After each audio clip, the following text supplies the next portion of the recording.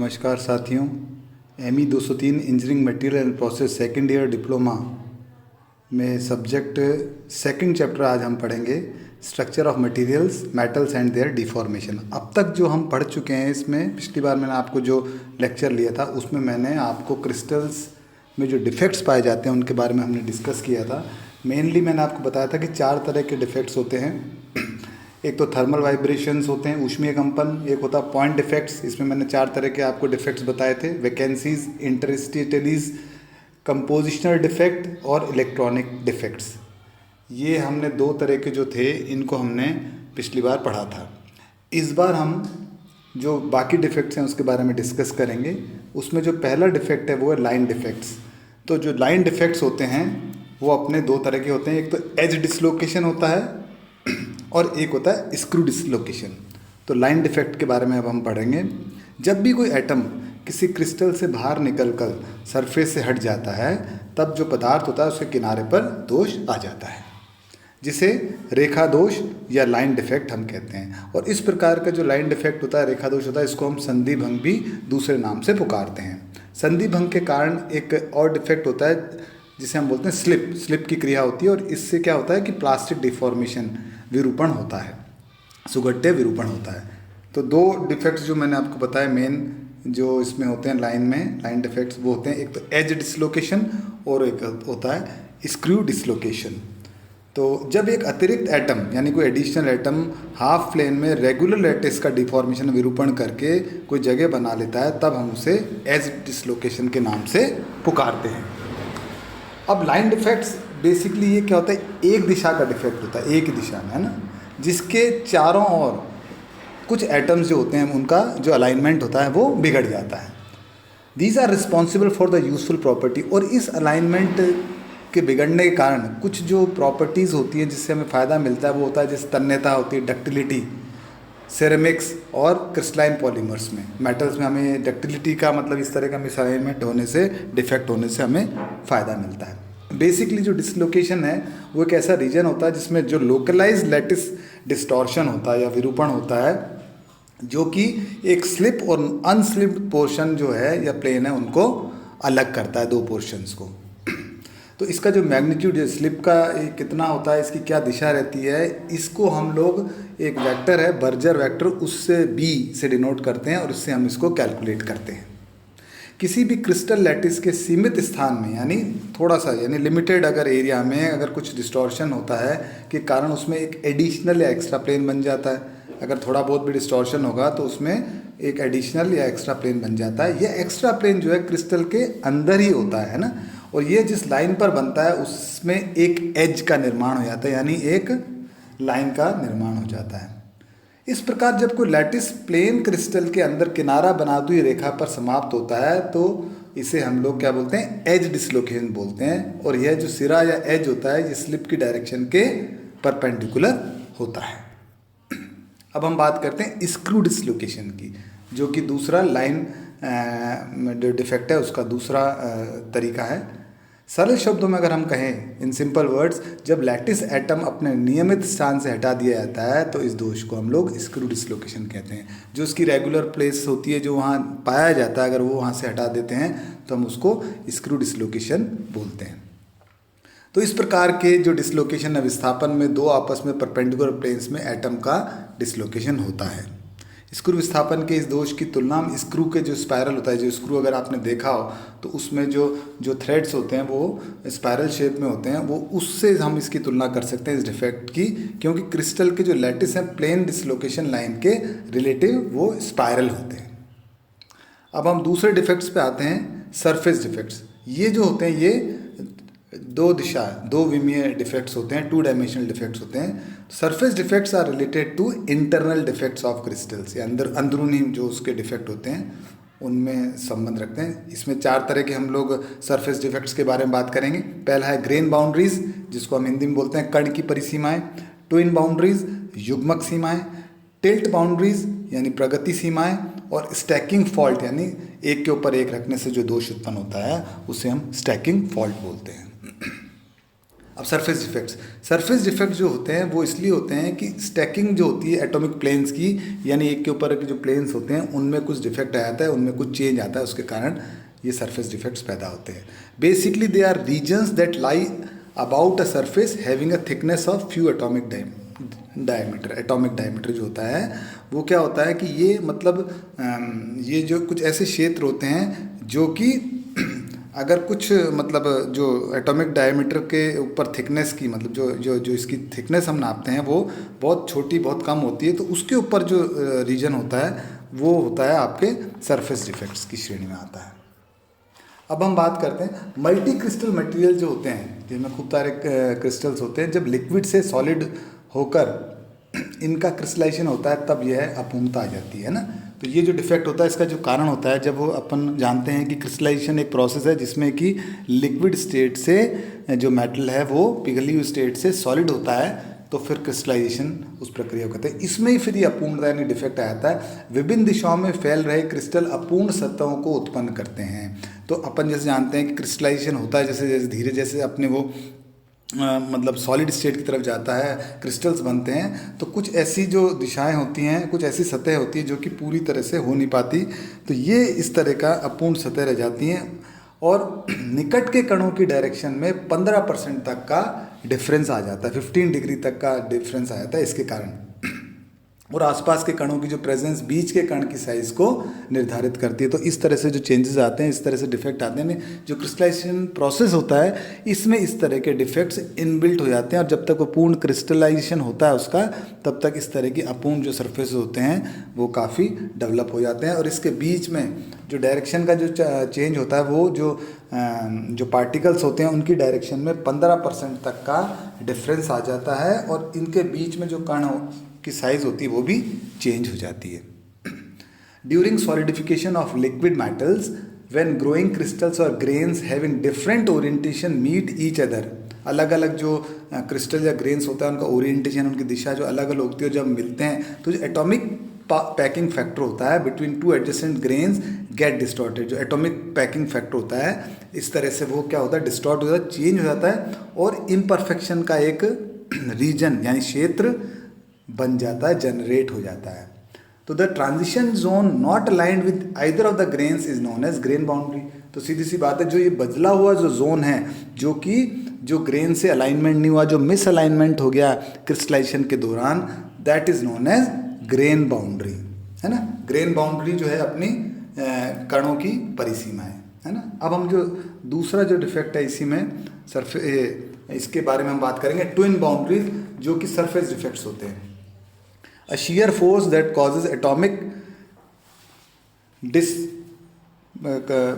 dislocation such that the atoms on one side of a plane यानी twin boundary mirrors the atom on the other side। इसका मतलब ये होता है कि इसमें जब भी कोई shear force लगता है तो उसमें क्या होता है कि उससे क्या होता है, एटॉमिक डिस्प्लेसमेंट होता है। और एटॉमिक डिस्प्लेसमेंट इस तरह से होता है कि वो मतलब दो हिस्सों में बट जाती है, वो एक प्लेन आके उसको दो हिस्सों में बांट देता है, डिसलोकेशन हो जाते हैं, है ना, या डिस्प्लेसमेंट हो जाता है एटम्स का।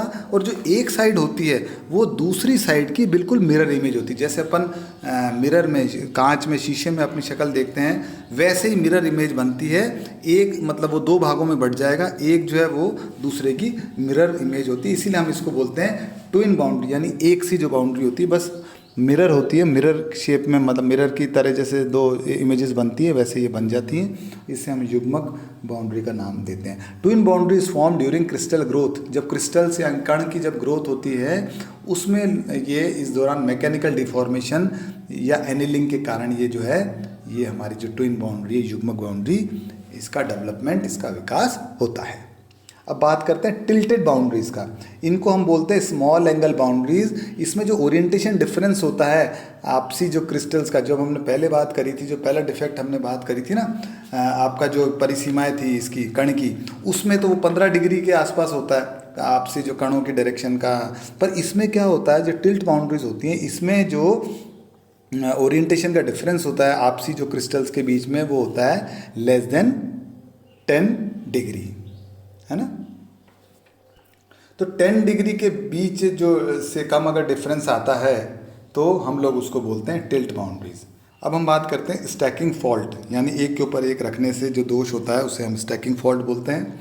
Surface fault and this defect is due to faulty stacking of planes. जो प्लेन्स होते हैं एक के ऊपर, मैं पहले बताया जैसे आपको कि जो प्लेन्स होते हैं एक के ऊपर एक रखते हैं, अगर वो तरीके से नहीं है, ऊपर नीचे या इधर स्लिप हो जाते हैं, नॉर्मली वो शेयर फोर्स के कारण होते हैं, तो वो उस तरह का जो दोष होता है, फॉल्ट होता है, that is known as stacking fault. और ये ज़्यादातर उन स्ट्रक्चर्स में पाया जाता है एफसीसी और एससीपी। मैंने आपको बताया था एक तो फेस सेंटर्ड क्यूबिक स्ट्रक्चर होता है और एक हेक्सागन क्लोज पैक्ड स्ट्रक्चर। इन तरह के जो क्रिस्टल्स होते हैं जिनमें इस तरह की संरचना पाई जाती है, उसमें जो स्टैकिंग दोष या फॉल्ट जो होता है ये अक्सर पाया जाता है। अब हम बात करते हैं वॉल्यूम या बल्क डिफेक्ट्स की। वॉल्यूम यानी इसमें कुछ जो डिफेक्ट्स हैं उनके नाम हैं वॉइड्स, इंक्लूजन्स। तो वॉइड्स क्या होता है? वॉइड एक तरह का लार्ज वैकेंसी यानी खाली जगह होती है, वो तब जनरेट होती है जबकि कुछ एटम्स मिलके मिस हो जाते हैं। क्लस्टर का मतलब गुच्छा जो एटम्स का वो मिसिंग होता है। Voids due to air bubble trapped is called porosity.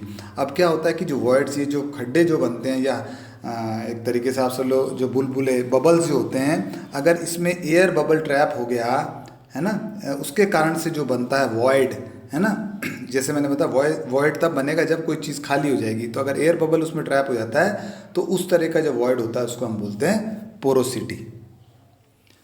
फिर वॉइड्स अगर due to shrinkage of materials is called cavitation. जो कैविटेशन होता है वो मटेरियल के श्रिंकेज यानी उसके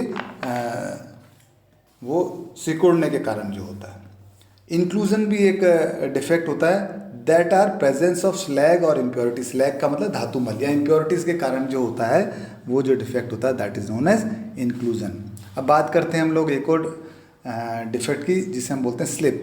basic mode of dislocation movement is by way of slip और glide along a slip plane. मतलब सीधी सी बात है, डिसलोकेशन कैसे हो रहा है कि एक दूसरे के ऊपर जो प्लेन्स हैं वो आपस में ग्लाइड कर रहे हैं या स्लिप हो रहे हैं, तो that is known as slip. ये बेसिक मोड ऑफ डिसलोकेशन, एक जगह से दूसरी जगह पर चेंज होना।